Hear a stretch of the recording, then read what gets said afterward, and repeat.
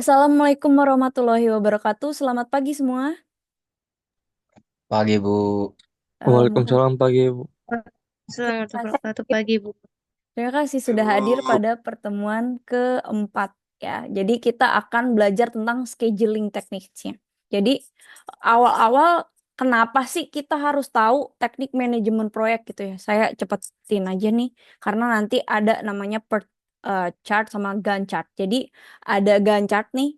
Gantt chart ini yang seperti ini. Jadi apa yang kalian lakukan mungkin udah pernah gitu ya. Oh, saya udah pernah buat Bu seperti ini gitu. Nanti kita akan buat di Microsoft eh, Project gitu. Sebenarnya seperti ini. Tapi sebelum sampai ke sini, dia juga ada nanti gambarnya seperti ini. Namanya Skeleton per chart.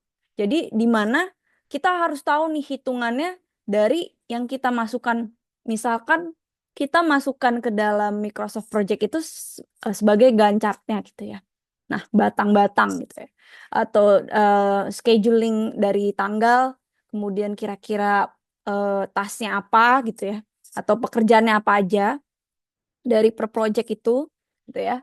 Nah, seperti kemarin ya istilahnya dari ngambil air kita mau membuat Indomie aja kita ada step by stepnya.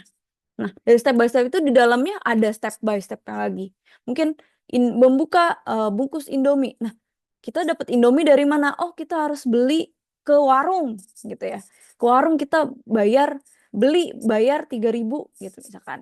Untuk Indominya, kita harus memilih Indominya dulu gitu ya. Misalkan, jangan yang kadaluarsa, mungkin seperti itu. Pulang ke rumah untuk membeli Indominya saja itu ada tugas-tugasnya gitu ya. Ada yang kalian kerjakan. Nah, itu nanti akan dibuat lebih gampang lagi akan melihat seperti ini. Jadi di software itu ada kalau di Microsoft Project itu bulat-bulat gitu ya. Kalau di Jira gitu yang biasa digunakan di industri itu biasanya kotak-kotak gitu. Nanti mungkin saya akan jelaskan sedikit gitu karena memang banyak di dunia IT di konsultan-konsultan pakainya biasanya pakai Jira. Tapi ini berbayar. Nanti mungkin saya akhir-akhir sebelum Microsoft awal-awal mungkin saya akan jelaskan. Itu jadi karena itu berbayar saya pakai email baru tuh saya nyoba yang 30 hari lagi gitu karena eh, saya nggak berbayar gitu. Jadi kalau dari kantor pun juga saya nggak bisa bukakan di publik jadi saya pakai yang eh, biasa gitu ya untuk student gitu. Jadi kalian nanti bisa mencoba. Oke, jadi di sini ya sedikit lah emang review project kalian, ada anggota tim, ada perencana proyek, pengendalian proyek, ya kalian bisa baca sendiri ya. Jadi nanti adanya namanya critical path method, di mana jika memang kegiatan ini kita lewat gitu ya, karena ini udah misalkan harinya 5 hari, kalau udah satu pekerjaan ini, misalkan kita pekerjaannya ngerjain UAS, target 5 hari gitu ya, atau seminggu, lewat itu tidak itu akan bentrok ke belakangnya. Misalkan UTS harusnya minggu ini, ternyata mundur nih, ada libur, mundur, itu akan mundur sampai ke belakang-belakangnya. Sama seperti itu. Jadi proyek itu seperti itu.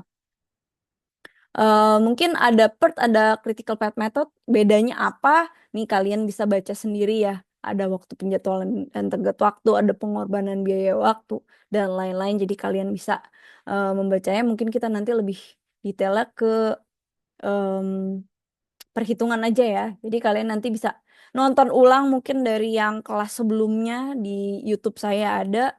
Jadi nanti saya jelaskan di situ, jadi bisa nonton di situ. Nah, kemudian perencanaan suatu proyek terdiri dari beberapa tahap ya tadi ya. Ada penaksiran waktu, alokasi biaya, kegiatan-kegiatan. Nah, kalian bisa eh, menontonnya nanti mungkin apa aja sih stepnya. Nah, dari karakteristik metode PERT ini gitu ya, program evaluation review technical. Jadi di mana kapan proyek selesai, kita jadi tahu nih. Oh, kita udah eh, kira-kira proyek selesainya tanggal sekian. Oke, apa aja urutan pekerjaannya? Kemarin kita juga udah bahas sedikit contoh. Kemudian pekerjaan mana yang paling lama, mana yang tertunda, mana yang mendapat perhatian khusus, perkiraan waktunya gimana. Nah, di sini ada namanya waktu optimis sama waktu yang paling mungkin. Ada waktu pesimis juga. Jadi nanti mungkin ada ini sih nggak terlalu ini sih ketika kita lagi menyusun expected time. Hanya saja mungkin kalian harus sebelum jadi project manager, kalian juga harus menjalaninya dulu agar kalian tahu nih kira-kira waktu yang paling mungkin dan waktu yang paling pesimis atau waktu misalkan kalian mengerjakan tugas nih, tugasnya dikasih waktu seminggu gitu ya. Nah itu adalah waktu pesimis. Misalkan kalian lagi beli sesuatu atau laundry gitu ya, mungkin ke tempat laundry untuk cuci baju. Kak, laundrynya seminggu ya baru jadi gitu. Oh iya, itu adalah waktu pesimis dari mereka.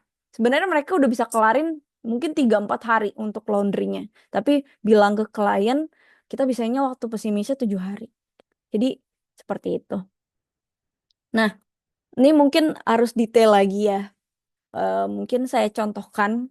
Jadi, jika kegiatan A harus selesai dahulu sebelum kegiatan B dapat dimulai, kalian bisa gambarkan sebagai berikut.